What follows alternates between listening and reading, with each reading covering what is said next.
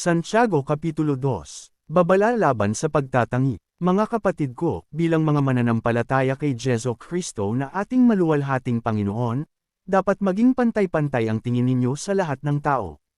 Kung may pumasok sa inyong kapulungan na isang lalaking may mga singsing na ginto at nakadamit ng mag-ara, at dumating din doon ang isang mahirap na puro salsi ang damit, at inesikaso ninyong mabuti ang nakadamit ng mag-ara at sinabi sa kanya, "Dito kayo maupo," at sinabi naman ninyo sa mahirap, "Tumayo ka na lang dyan," o kaya'y, "Sa sahig ka na lang umupo," nagtatangi na kayo at humahatol ng mali. Mga kapatid kong minamahal, tingnan ninyo ng mabuti. Hindi ba't ang pinili ng Diyos ay ang mga mahihirap sa mundong ito upang maging mayaman sa pananampalataya at maging kasama sa kahariang ipinangako niya sa mga umiibig sa Kanya? Ngunit hinahamak ninyo ang mahihirap. Hindi ba't ang mayayaman ang umaapi sa inyo at sila ang nagsasakdal sa inyo sa hukuman? Hindi ba't sila rin ang lumali sa marangal na pangalang ibinigay sa inyo ng Diyos? Mabuti ang inyong ginagawa kung tinutupad ninyo ang utos sa kaharian ng Diyos, ayon sa kasulatan, ibigin mo ang iyong kapwa gaya ng pag-ibig mo sa iyong sarili. Ngunit kung nagtatangi kayo ng tao, kayo'y nagkakasala, at batay sa kautusan, dapat kayong parusahan. Ang lumalabag sa isa, kahit tumyupad sa iba pang mga utos ay lumalabag pa rin sa buong kautusan, sapagkat ang Diyos na nagsabing, "Huwag kang mangangalunya," ay siya ring nagsabing, "Huwag kang papatay." Kung hindi ka man nangangalunya, ngunit pumapatay ka naman, nilalabag mo na rin ang kautusan. Kaya't mag-ingat kayo sa inyong pagkilos at pananalita, sapagkat hahatulan kayo ayon sa kautusang nagpapalaya sa inyo. Walang awa na hahatulan ng Diyos ang di marunong maawa, ngunit ang maawain ay walang dapat ikatakot sa oras ng paghatol.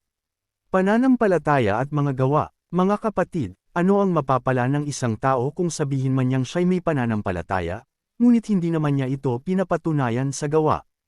May iligtas ba siya ng ganoong uri ng pananampalataya? Halimbawa, may isang kapatid na walang maisuot at walang makain. Kung sasabihin ninyo sa kanya, "Patnubayan ka nawa ng Diyos, magbihis ka't magpakabusog," ngunit hindi naman ninyo siya binibigyan ng kanyang kailangan, may mabuti bang naidudulot sa kanya iyon? Gayon din naman, patay ang pananampalatayang walang kalakip na gawa.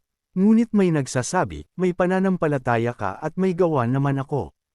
Ipakita mo sa akin ang iyong pananampalatayang walang kasamang gawa, at ipapakita ko naman sa iyo ang aking pananampalataya sa pamamagitan ng aking mga gawa. Sumasampalataya ka na ang Diyos ay iisa, hindi ba?